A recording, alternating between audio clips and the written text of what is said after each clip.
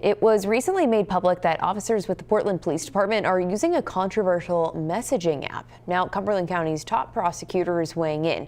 She says while the app raises some concerns, she also understands why officers are using it. News Center Maine's Alex Haskell spoke with her.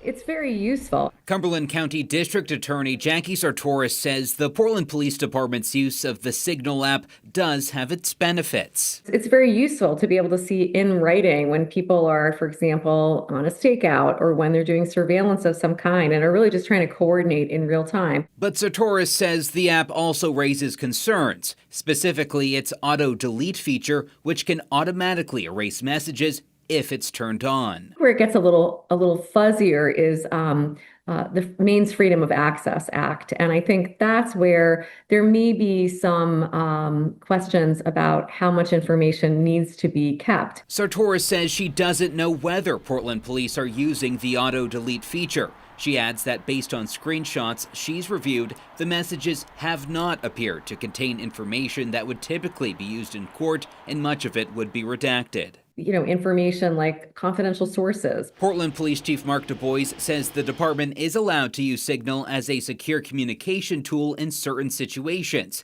like active incidents or when handling sensitive information. In a statement, DuBois adds, the content of any communication that is required to be retained under applicable law is preserved and maintained through official records systems. My preference is always to have more information. Sartoris says she now plans to work with Portland Police to determine best practices for using Signal and similar apps. I regard this as an opportunity to just make sure we're getting it right. Alex Haskell reporting for us. We did ask Portland Police whether officers use Signal's auto delete feature, but a spokesperson declined to answer.